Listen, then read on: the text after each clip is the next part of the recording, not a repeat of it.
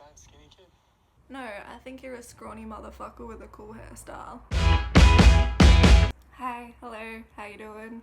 Today I'm gonna be discussing 13 Reasons Why and things that I believe they did right in season 3. So the way I think I'm gonna structure this is I'm gonna first be talking about characters this season that I thought were either really well liked or that I thought had good development this season, and then I'm gonna be talking about like character relationships, like friendships and whatnot, and like how I thought they were portrayed well this season, and then just kind of like general either like scenes or just like content that I liked about this season. So let's just get into it. The first character I want to talk about is Bryce. Now I know in the past 2 seasons he was horrific, he did horrible things, and I'm not saying that the things that were good about him this season cancel out the things that he did and the people that he hurt, because that in no way can ever be okay. Like, his actions can never be okay. But I just think his character was really well done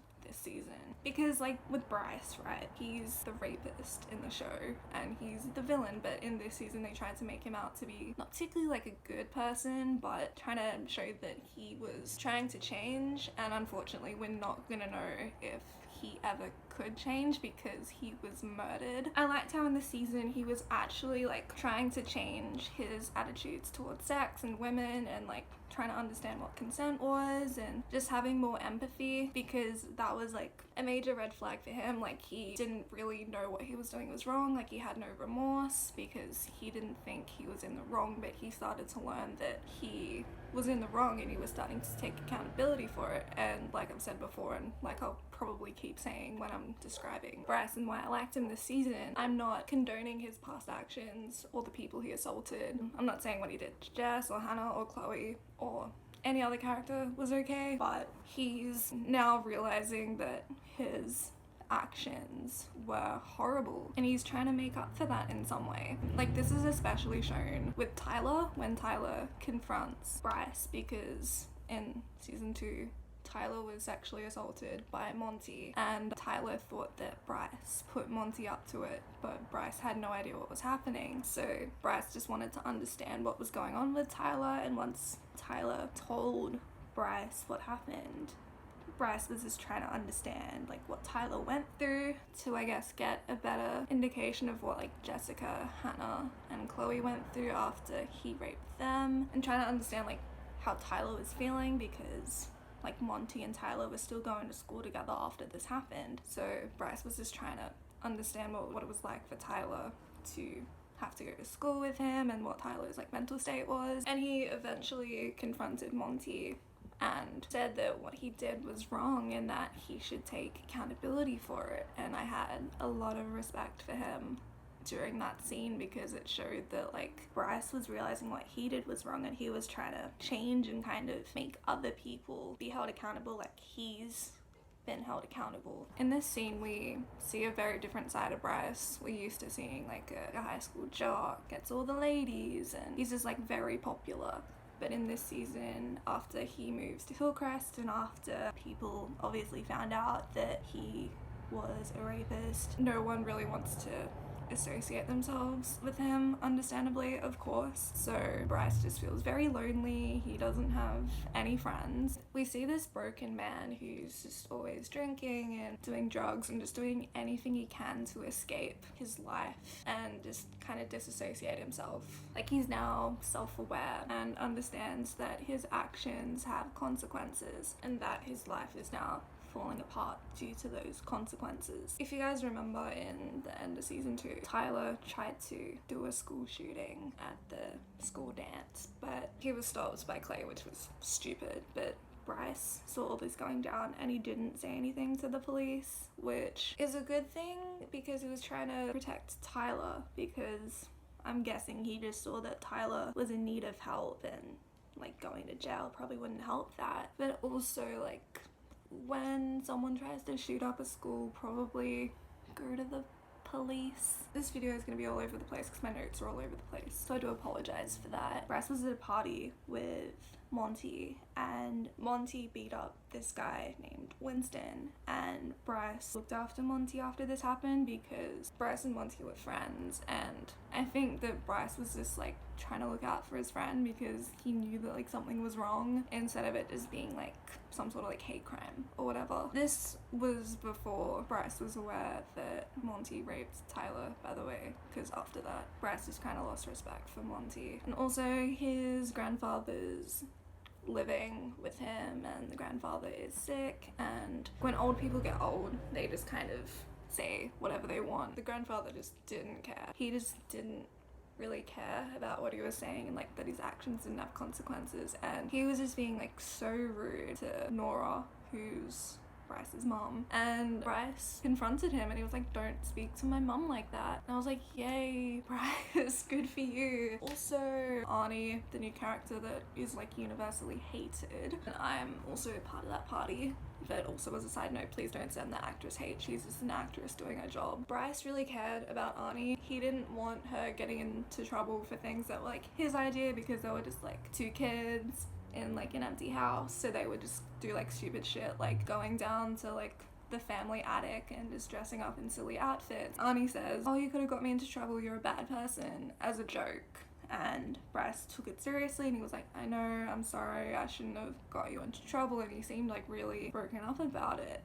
And I think he genuinely cared about her. He even apologized to Arnie after they slept together, because Arnie was telling Bryce to go slower and Bryce didn't listen, and he was just like very apologetic and very remorseful of that because he wanted to respect her and what she wanted. I think this shows that he was like actually trying to change and like learn to respect women and understand what consent was, because I don't think he ever really learned that growing up, because he had like a very distant father figure and his mom was never around either, so he just didn't have that parental guidance to just tell him like what was right and what was wrong. Bryce actually goes to therapy this season. He starts seeing Mr. Porter, which I was glad to see him back, and he's actually taking it seriously and like talking through all his feelings and like how he views girls and like what he thinks during like sexual intercourse and all that kind of stuff. So it's just nice to see him like take it seriously and to actually try and get help. Also this season, Justin Foley's, I guess, stepdad, you could call him, Seth, or Meth Seth as it was called in season 1, which is so iconic. He came back this season and told Justin that he needed to give Seth $5,000, which Bryce didn't have because Justin was using the drugs that he was meant to be selling to Seth's customers. So once Bryce found out about this, he gave Seth the money and told him to go away and not talk to Justin ever again, which, you know, is cool considering all the shit that went down between them. And he also tried to help Justin with his drug addiction and gave him, I can't remember what it's called, but it's like a different opioid that like wasn't as deadly as the other drug that Bryce was taking before. As you can tell, I don't know anything about drugs. Hey fam, so I just looked it up and Justin was originally doing heroin and Bryce gave Justin oxy. They're literally the same drug with all the same chemical components. The only difference is that heroin is made on the streets and oxy is made in a lab by scientists. So Bryce believes that it's safer for Justin to take the oxy and taper off it if he can. Righty, back to the video. Bryce was just like, please, like, I don't want you to die. With drug addicts, just like going full cold turkey is not a good idea because withdrawals look incredibly painful. There was this yoga scene with Bryce and his mom. Nora was trying to teach Bryce yoga because Bryce had like hamstring tightness or something. So he went to his mom to get help with yoga, and that scene was like actually kind of cute. It was just like a mother and a son like hanging out, and then it got to a point where like Bryce just got really emotional for some reason and just like started crying, and then like Nora was like holding him, and a lot of people were like giving Bryce shit for this, just saying that like, oh, like now he's like crying while doing yoga, so now that makes his past actions okay, and I completely disagree with that. I think it just more shows that Bryce never truly learned how to deal with his emotions, so he kind of just like bottled them up over the years, and now they're just like finally like coming to the surface. I don't think it has anything to do with like oh, this makes up for the fact that he sexually assaulted people. I don't think that at all. I just think that he finally just lets out his emotions, and his mom finally like becomes like a mother and actually holds Bryce in like a motherly way, which I thought was kind of sweet. It was just like super annoying that Bryce was still arrogant, and I think that's what got him killed, because Zach physically assaulted Bryce over and over because Bryce just kept talking shit about Chloe and just saying like, did she scream for you like she screamed for me? Like, it's just so disgusting to see all that character development just thrown away, because that's what got him killed. And if he like truly changed like his arrogance and like all that bullshit, then he would still be alive most likely, because Zach beat him to a pulp, and Zach just like left him because he was angry even though he didn't kill him. Alex then killed him, but it wasn't like super violent, at least not in my opinion. Alex was trying to help him, and then Bryce just kept talking shit, and then Alex was like, you know what, no, I'm not gonna help you, I'm gonna throw you into the river instead because you've hurt so many people and you still don't seem to get it. And again, it just throws away all that character development that he's built up over this season, and it's so disappointing to hear. Bryce was originally at the river because he wanted to give Jessica a tape that he made where he basically admits to everything he did, and he's owning up to his actions, and he doesn't ask for an apology. He's just simply taking accountability and realizing that what he did was wrong, and he just wanted Jess to listen to his side of the story. But he also says that like, I completely understand if you throw this tape away and never listen to it. In the tape, he admits to raping Jessica, Hannah, and about 7 to 8 other girls, and I'm sure one of them is Chloe. He says, I'm not gonna name names because he wants to respect their privacy, but if these girls choose to come forward, believe them. And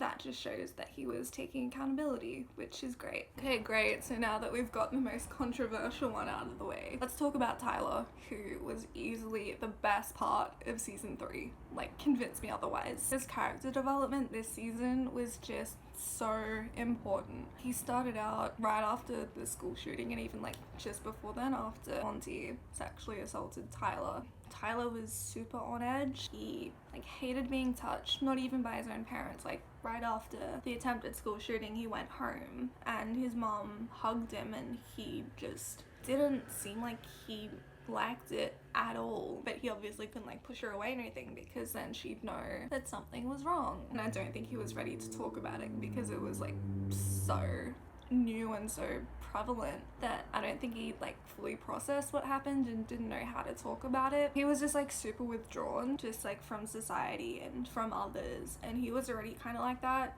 just as a character. He just always seemed very like introverted, but it definitely changed. Like he just seemed like he didn't want to be anywhere. Like he refused to use the school bathrooms because I just don't think he wanted to go there again after what Monty did to him, which is completely fair, completely understandable. He took photos of himself after what Monty did to him, initially as proof, just to show that there were like bruises on his body, and he had like some sort of like cut on his forehead because Monty like slammed him onto the toilet, so that left like a nasty scar. He initially took these as proof, but then he started taking photos every day to kind of track his progress and to watch him get better. In the first photo, he's very broken and very sad, and he's got lots of bruises on him, but towards the end he's got like minimal to no bruises, and he just seems a whole lot happier, which is just very sweet to see. It's also a really good metaphor for like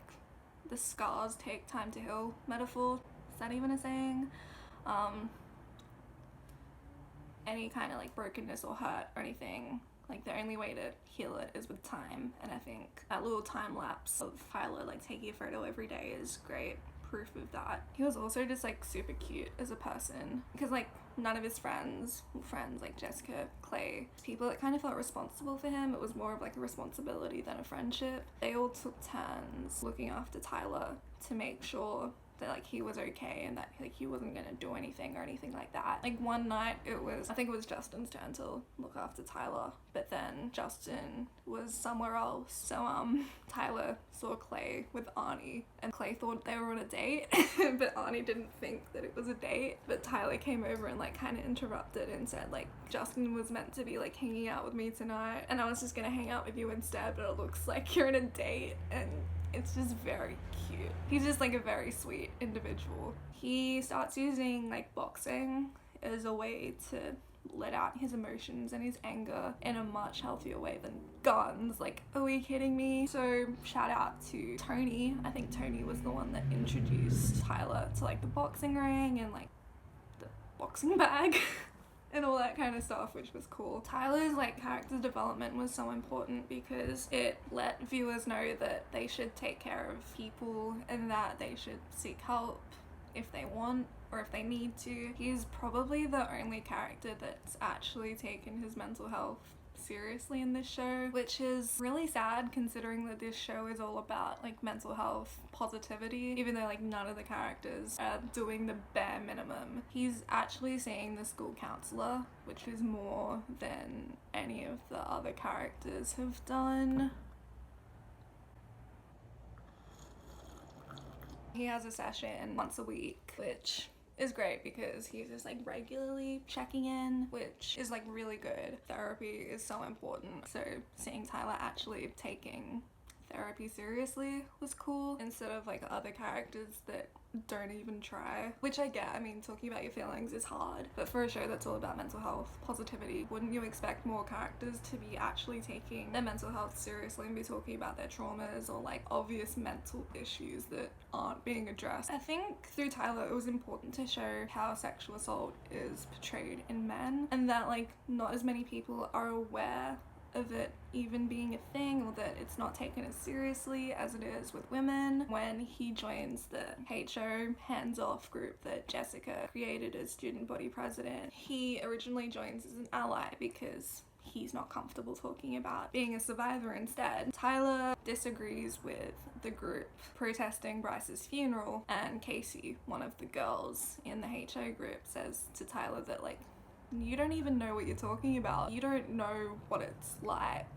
But little does she know that he's struggling and he's just not ready to talk about it yet, and to have someone else belittle him would just take him like so many steps back. He goes to the movies one day with Clay and Arnie, and after the movie's over, he gets a free refill of popcorn to take home with him, which is just like so cute. God bless him. We don't deserve you, Tyler. Like after what Monty did to Tyler, he was very suicidal. He admits to Jessica that the attempted school shooting was just a suicide mission and that he wanted to make other people hurt like he hurt. He kept a gun after the school shooting. Clay and Tony took all of Tyler's guns and got rid of them, but Tyler kept one of them because he thought that he might need it because he thought he was gonna end up committing suicide. Fortunately, he ends up not doing that because he actually goes to the bridge at the river one night and he was going to jump. Then he notices Bryce's body, and in that moment he realized he didn't want to die. I'm so grateful that Tyler didn't kill himself, because then like what kind of message would that show this show, that like with any tragedy the only way out is to kill yourself? Like I'm grateful that he actually got help through Tyler. That's an example of what you can do right and actually get help instead of thinking that your only way out is through suicide, because it's definitely not. Tyler demanded an apology from Monty, which I think is just like super brave of him to confront his attacker and say that what you did was wrong and that you should apologize for it. I think that's just super brave of him. Tyler went to the movies with Clay and Arnie. Clay was talking about how he liked the camera that was used in Rear Window, which is an Exacta VX, and Tyler bought him an Exacta VX camera. There's a scene, I don't know how else to describe it other than that like the my name is insert name here and I'm a survivor, where Jessica says my name is Jessica Davis and I'm a survivor, and then other people in the HO group stand up and Tyler's not quite ready to stand up until Clay walks in And then Tyler gets the courage because he and Clay were just like really good friends. Tyler stands up and says, "My name's Tyler Down and I'm a survivor." And then this encourages another boy to stand up and say, "My name is," I've forgotten his name. He stands up and says, "I'm a survivor." And after that assembly, that other boy comes up to Tyler and says, "Thank you for being the first boy to stand up." There's clearly like still a stigma with boys and being sexually assaulted, which isn't really talked about enough. Towards the end of the season, he goes to the police and has the courage to tell the police that Monty assaulted him, and Monty ends up getting arrested because of it. I'm just so proud of Tyler. I know he's not real, like in real life he's fine. I'm just so proud of him for having that courage to file a report against Monty. I just think that was so empowering to see him go from not wanting to talk about what happened at all to going to the police and filing an official report against his attacker was just very inspiring to see. At the very end of season 3, Tyler holds an exhibition at Monet's. It shows a whole bunch of photos of people that helped him throughout the past year. So he has photos of like Clay and like Dr. Singh, Charlie, the punk kids, which are like my favorite kids, and a whole bunch of other people like Zach's there, and pretty much everyone from this season is in there. Tyler just straight up erased toxic masculinity when he told Zach, "Holy shit, you realize you're good looking, right?" Like, we were all thinking it. Ross Butler is the most beautiful man on earth. The next person I want to talk about is Charlie St. George. He's like a minor character this season. He started out as like one of the traditional jocks, just kind of like good friends with Monty, just kind of does anything Monty wants him to do. It just seems like he wants to fit in, and it seems like very out of character for him when he's saying like crude things or anything like that. He just seems like a sweet kid, but he just wants to fit in. He even spoke nicely about Bryce at his funeral and said like he seemed like a nice kid or whatever. I mean, that was nice, I guess. They didn't have much interaction, those two characters, but it becomes very clear throughout the season that when Charlie says Bryce seemed like a sweet kid, it's because Charlie was there when Bryce confronted Monty about sexually assaulting Tyler, and then Charlie just kind of looks at Monty in disbelief. I almost think that like Charlie didn't quite believe it at first because Monty just seemed like very arrogant, but like you can just kind of tell in that moment that there was like a little bit of respect that was lost there. In that scene at homecoming where the HO girls ambush the homecoming game and they like say, hey, ho ho, rape culture has got to go, and then they're like taking off their shirts and their pants and just like showing like red like paint on their body. I don't know what I'm doing with my hands. Showing like red handprints on their hands to show that like this is what rape culture is. And it was just like a really kind of cool scene in my opinion, and Charlie is looking at this all going down and says, "It's way too cold for those girls to be naked. We don't deserve him." That's just like so pure. Like even Justin's looking at me, he's like, seriously, that's your focus right now? After the "my name is blank and I'm a survivor" scene, Justin Foley stands up and says that he's a survivor, and Charlie goes up to Justin after this. They were like kind of friends because they were in the football team together, and Charlie asks Justin if he needs anything, if he's okay. I think that's very sweet, especially since like at the start of the season and sometimes in the middle of the season it's kind of hard to tell if Charlie was a good guy or not, but after this we kind of see that he's a good character. And we especially see that when Tyler Down stands up and says, "I'm a survivor," and Charlie just looks at Monty and is just like disgusted because he realizes that like, oh, Bryce was right. And he goes up to Tyler afterwards, and Tyler was in the hallway with like the punk kids and they were like protecting him, which was very cute. Charlie says like, "Hey, can I talk to Tyler alone?" And the punk kids are protective of him, but Tyler's like, no, it's okay. And Charlie says, "Can I talk to you privately?" And Tyler says, "No, we can talk here." And Charlie was just like very respectful of that, and he was like, okay, and started telling Tyler that he was there when Bryce confronted Monty and Monty admitted to everything that he did, and he tells Tyler that Monty should pay for what he's done. And once Tyler's comfortable enough to go to the police, Charlie is they're with him along with Justin and Jessica and Clay. There might have been other people there as well, but I just think that was really sweet to see a traditional jock kind of go from being like an arsehole trying to fit in. He's not an arsehole, but he acts like an arsehole to fit in, to just being like a sweet kid that just wants justice to be served. Now I'm gonna talk about Zach. He's like the voice of reasoning in this season. He's like the only morally responsible character. When Tyler had a gun at Spring Fling, Zach was the one that called the police to tell them that there was a school shooting that was potentially about to happen, which is the smart thing to do. Good on you, Zach, for being the only like morally sound character. And at the start of the season, there's a group of kids looking after Tyler to make sure that he's like safe and protected, and Zach doesn't want any part of it. I completely get that. Like, it's not a kid's responsibility to look after someone who's in serious need of help. Like, that job should be left to like professionals or like even Tyler's parents. He just didn't want to be a babysitter to Tyler. Like, Zach had more shit to focus on, like getting his football career back on track, for example. He was a really good friend to Chloe this season. He was there for her during Chloe's abortion. He was just like a good friend to her before, during, and after, constantly making sure she was okay, and he's just very sweet. And he didn't try and put any moves on Chloe. I don't think he ever saw her that way, and I kind of like that. Like, there's too many relationships going on in this show, and it's just nice to see like a good platonic intergender friendship. Before Chloe decided to get an abortion, he even offered to like raise the baby with Chloe and say that like it was his, which I thought was nice. He just wanted to be a good friend to Chloe and help out wherever he could. And he even paid for the abortion as well, because America's healthcare system is flawed. I just think it's sweet that I think he got money out of his college fund to help Chloe out, and that's just so sweet. Like, he wanted to go to the police after he found out that Tyler still had a gun, because during this time it was believed that Bryce had been shot, and he just wanted justice to be served. That's completely understandable. Why are all the characters giving Zach shit and being like, no, don't go to the police? Like, dude.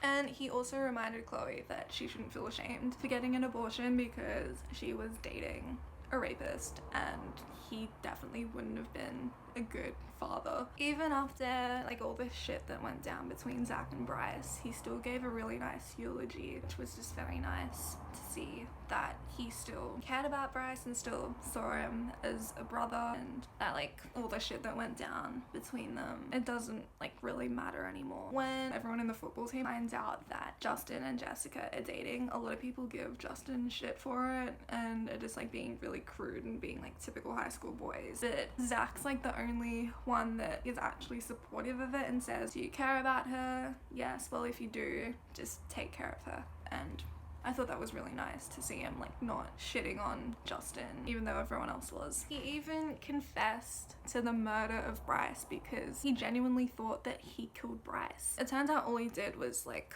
assault and battery. He broke both of Bryce's knees and I think one of his arms as well, and just beat him up like a lot. And he thought that he killed Bryce, but it turns out he didn't kill Bryce. But it's nice to see him take the moral high ground and think that he murdered someone, so he confesses. It's the only voice of reason, and it's so refreshing to see that. It feels like he was hardly in this season, which kind of sucked because he's just such a good character, and he had like a lot of character development in seasons 1 and 2, and it just felt like we didn't get to see enough of him in season 3.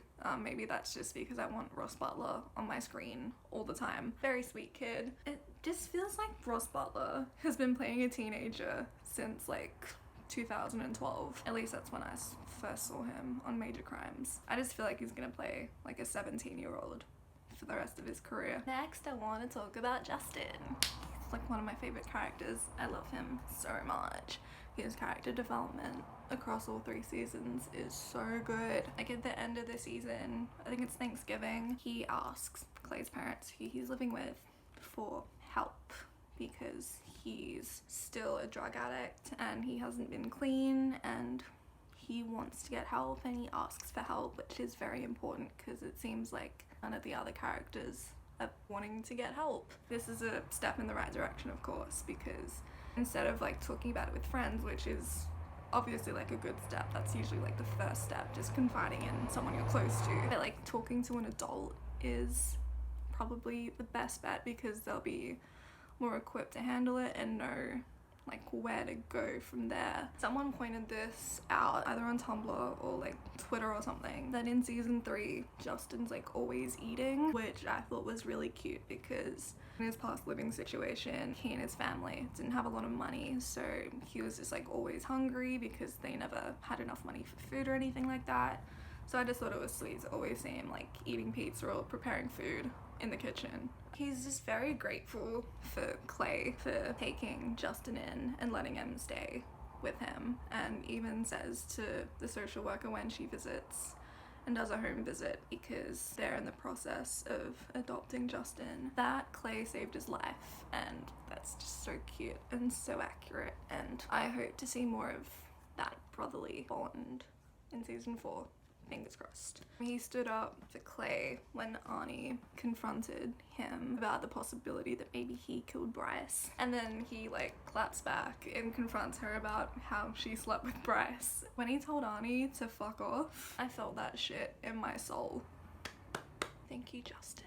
Thank you. Now I want to talk about Clay. He's just a very sweet kid. I'm not going to talk about him too much in like the individual thing because I want to talk about him more in depth when I talk about like character relationships. When he goes on what he considers a date with him and Arnie, he googles authentic British food to try and impress her because Arnie's British, and it was just very very sweet. He likes like comic books, he's into Alien, Killer Robots. He's an actual nerd. Clay writes fan fiction, which is like the most iconic thing to come out of this season. We find out about him being into fan fiction because the police like subpoena his search history and it looks kind of questionable, but he reveals that it's because he writes fan fiction and sometimes he has to kill off a character. Clay's iconic. I love him. I'll talk about him more when it comes to character relationships. Next, I want to talk about Jessica. She as the student body president, she actually wants to make change at Liberty High School.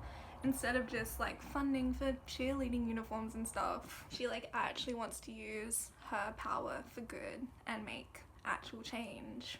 And it looks like she's doing the right steps to do so. She seems to be doing better this season after her sexual assault. She's just like very much in this season wanting to take back her power, both in like her sex life and as student body president. She just wants to like reclaim her power, which I think is just really cool. Her storyline about her like rediscovering her sexuality and learning to love her body again, I thought it was just like very cute because she is now like figuring out like what she wants, and I just think it's so important for her to feel like she's in power and in control after all the trauma she endured. She went over to Bryce's house to confront him, which probably wasn't the smartest idea, but at least she like had the courage to go up to him and said like, what you did was wrong and I'm doing better and you need to take accountability for what you did. She is the one that started the HO group for survivors and allies of sexual assault in Liberty, and Tyler also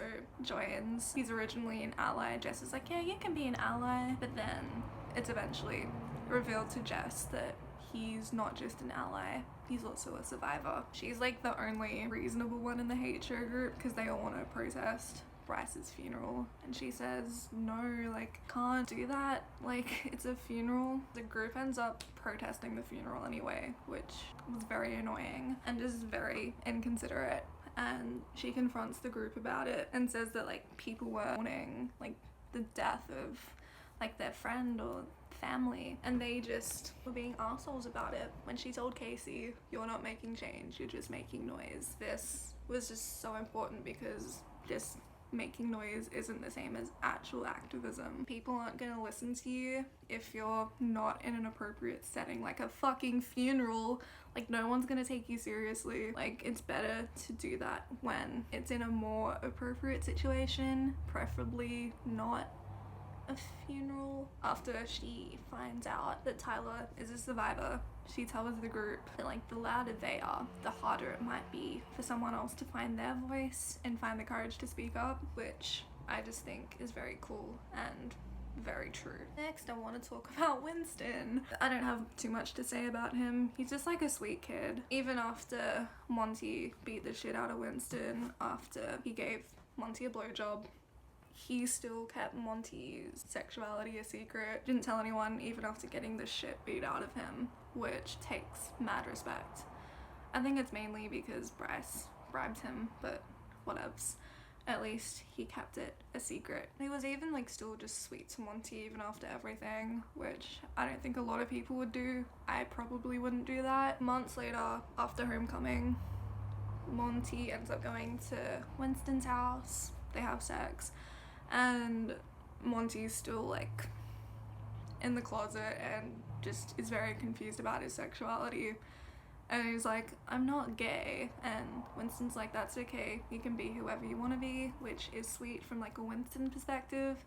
But I'm pretty sure 13 Reasons Why used this as like promo for their show and made it like a good thing. And out of context, yeah, that's sweet, you know, you can be whoever you want to be, that's nice, but it just sends the wrong message once you realize Winston's saying it to Monty, because it could be interpreted as like, yeah, just keep being a rapist, keep being a horrible human being. And obviously that's not okay. Even after everything Monty did, Winston still saw him as a human being and someone that deserved to rest in peace instead of being framed for murder. And says that Monty didn't deserve to die the way he did. And apparently, Monty was hanged, I think, apparently in the French version of 13 Reasons Why, or the subtitles, Monty was hanged, but in the English version, I think it's just like that Monty was found dead. But either way, I think Monty still didn't deserve to die. I think he deserved a chance at, what's it called, like, redemption, I guess. It's just such a shame that Winston's, like, sweet character was wasted on an awful human being like Monty. But I hope to see more of Winston in season 4 because he was just a very sweet kid. Next, I want to talk about Clay's dad. Again, I don't have much to say about him because he wasn't really there this season. He just like wants the best for Clay and Justin. He wants Clay's mental health to be okay, and I think we can all agree on that because Clay obviously has some mental issues that need to be dealt with. And Clay's dad's like a voice of reasoning trying to get help for his son, and I hope in season 4 Clay gets help because that's been very prevalent since season 1 that he's not doing okay. Even when Clay was like not framed, but ever since Clay was originally arrested for murder, Clay's dad still didn't think that Clay could be capable of taking life. Next, I want to talk about Mr. Porter. He interviews the kids at Liberty with regards to Clay being involved with Bryce's murder and whether or not they believe that Clay could have done it. He purposefully calls on the kids that he believes will stand up for Clay, so like Jessica, Tyler, Justin, Cyrus. He pushes their buttons and like asks questions like, oh, like, so Clay was aggressive in this certain situation, for example. And this like makes the kids angry because then they're obviously going to stand up for Clay and say like, no, he was in the right, he was just looking out for me, he would never be violent. And I just think it was just very cool of Mr. Porter. He ends up giving therapy to Bryce. Even after everything that he and Bryce went through, like if you remember in season 2 when Mr. Porter went into the boys' bathrooms while Bryce was there and like choked him and put him up against the wall because he knew that Bryce was a horrible human being. Even after that, he still wanted to help Bryce. He believed that like Bryce wasn't permanently broken and that he wasn't going to be a rapist forever, even when Bryce didn't believe that himself, which I think is just like a good indication of being a good therapist and believing in yourself and your client or whoever enough to believe that they're not gonna be like this forever. When he's like interviewing the kids at school, he notices that Tyler's been through some type of trauma, and he notices that like Tyler's very uncomfortable when Monty comes up to him in the hallway. So Mr. Porter then relays this information onto Clay and says that I think that Tyler's been through something and that Monty probably had something to do with it, because he knows that Clay has everyone's best interests at heart and will probably be the best person to talk to Tyler about it. And Mr. Porter was right. So shout out Mr. Porter. Those are all the individuals I want to talk about. So now let's get into like character relationships. First off, let's talk about my favorite character relationship this season, Tyler and Clay.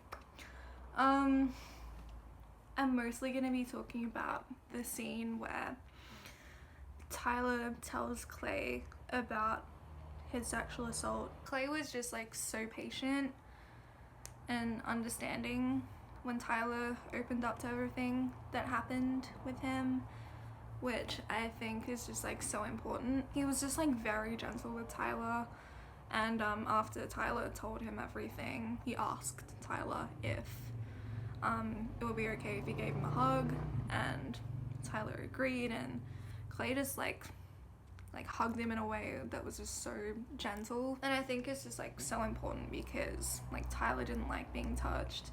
So Clay was just like being very mindful of that and just like being very respectful of Tyler's boundaries. And like I think that anyone that's been through any type of like assault or abuse, whether it's like physical, sexual, emotional, what have you, it can be you understand completely what it feels like. So just having someone be like gentle and patient and understanding is just like very important when it comes to the recovery process. And I hope that like people that watch this season kind of take that away, even if that's like the only thing they take away from the show, because it's the most important thing in my opinion. Please take notes because this scene is just very well done. It was definitely hard to watch the first time around. It was easier the second time because I knew what to expect. I think it's just mainly because it's so raw and so well acted. Like I want to give props to Devin Druid and Dylan Minnette for doing a great job as always. Mad respect for you both. Clay encouraged Tyler to talk about what he went through with Dr. Singh, which is his like school therapist, once he feels ready to talk about it, which is a step in the right direction again, because talking to an adult, especially like a professional psychologist or therapist or anyone similar like that, is gonna be very, very helpful. And he was even the one that suggested that Tyler talk to Dr. Singh just in general in the first place months ago. So props to Clay. We love him. I think now I'm going to be talking more in detail about like what went on in the scene. Like, for example, Clay calls Tyler Ty. Oh my god. My heart. Like, I don't think anyone's ever called Tyler Ty.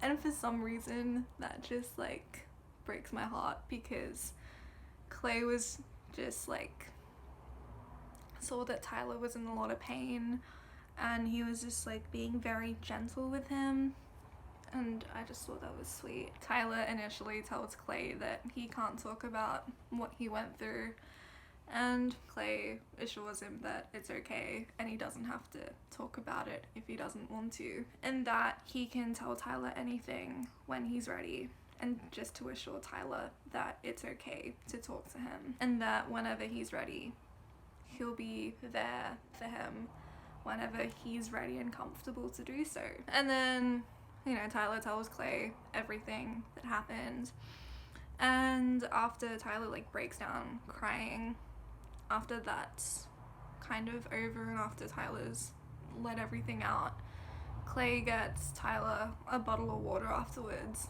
which is just a great example of what to do right in that kind of situation. It doesn't have to be when someone's told you about their sexual assault, just if someone breaks down crying in general. I think it's a good gesture, mainly because like when you cry you get dehydrated, so it's just important to stay hydrated afterwards, because at least I know for me, I get like mad headaches after I'm like bawling, so just having like water helps to like rehydrate you.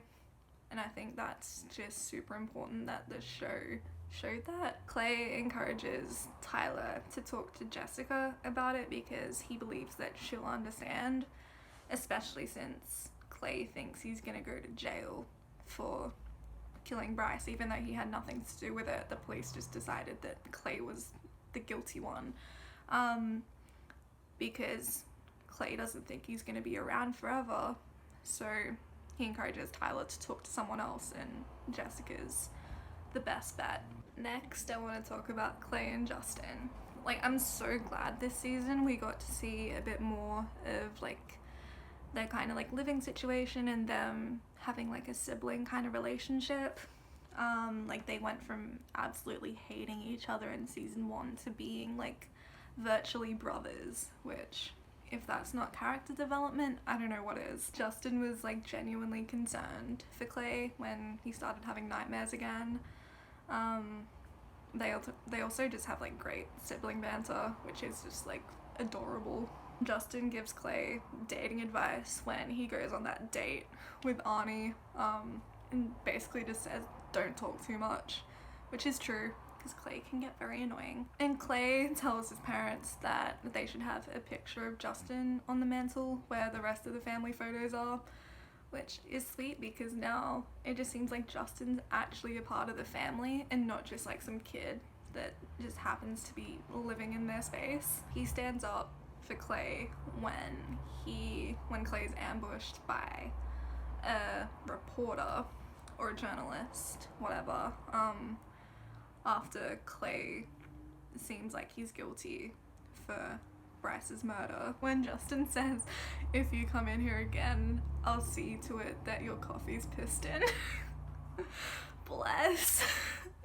Thank you, Justin. Like, they just genuinely love each other and they do anything for each other, and I think that's just so nice. Now I want to talk about Tony and Caleb. I don't have a lot to say because they weren't in this season as much, which was so disappointing because they're the only stable gays in this show, and I need more stable gays. Like, please. Like, what happened to Courtney? She just like disappeared. What happened to Ryan? He disappeared. And Monty's obviously a fucking mess, so we can't rely on him to be good representation. So it's just nice to see that like Tony and Caleb are like the best representation that there is. Like, they genuinely support each other. And once Tony's family gets deported, Caleb lets Tony stay at his place and like says that it's our place now. I need more of them in season 4, please. They're just such a good couple. Maybe that's why they weren't in as much, because this show thrives on drama. Next I want to talk about the punk kids, because they barely got enough screen time and I'm mad about it. They're just like sweet kids. Like, they're just genuinely sweet people looking out for their homies, you know? Can we give them more screen time, especially Cyrus? He's like the ultimate punk kid. He represents what I wish I could have been in high school, but I never had the courage to go full on emo and dye my hair and do eyeliner. They were so protective of Tyler after they found out he was a survivor, and they were just protective of Tyler when Charlie wanted to talk to him alone. They just look out for their friends, and it's just a very important thing to have friends and be homies. More of them in season 4. I can't stress that enough. Now I want to talk about Jessica and Tyler. I think I've already said this a billion times, but Tyler like starts off as an ally in the HO hands-off group that Jessica started. Jessica tells Tyler that he probably shouldn't turn up to one of the meetings because Jessica believes that like that Tyler's only been going to the groups to support her and that like he doesn't have to go. Tyler then reveals that he's not just an ally, he's a survivor. He shows Jess a video that he made before his school shooting, detailing his sexual assault and how rejected he feels from society and from the world, and that he has like so much rage inside of him that he doesn't know what to do with it. Jess kind of blames herself in a way for not seeing the signs, and that Tyler says maybe it's different for guys, and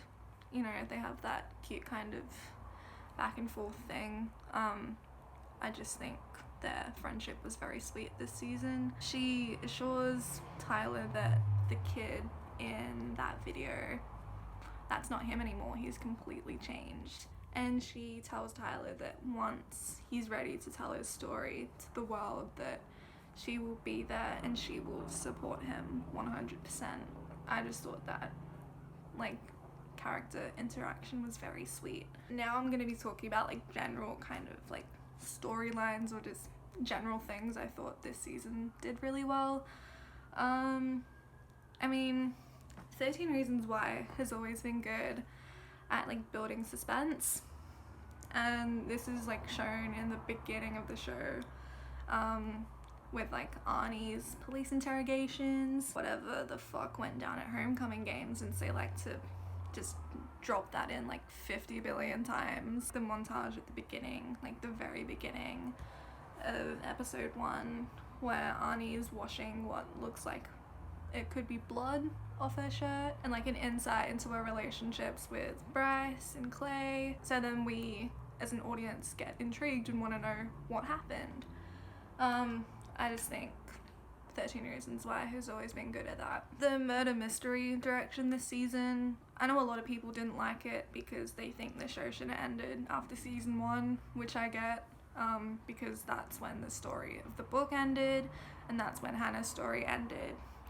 But like, to be honest, I liked where this season went, and I liked the kind of like murder mystery behind it, because to be honest, this show has always seemed like a murder mystery to me, and it just like made sense to turn it into like a whodunit, because in season 1 it was all about like who killed Hannah Baker, but no one killed Hannah Baker, she killed herself. The soundtrack in this season was really good, especially there was a scene at a football game where in the background they were playing Nothing But Thieves, Forever and Ever and More. I think that's what the song's called. I listen to it all the time. Forever and Evermore is actually what it's called. The soundtrack this season was really good, especially with songs like Funeral by Phoebe Bridgers and Forever and Evermore by Nothing But Thieves. These two artists and bands deserve all the recognition in the world, and there were a whole lot of other amazing songs that I'm gonna screenshot here.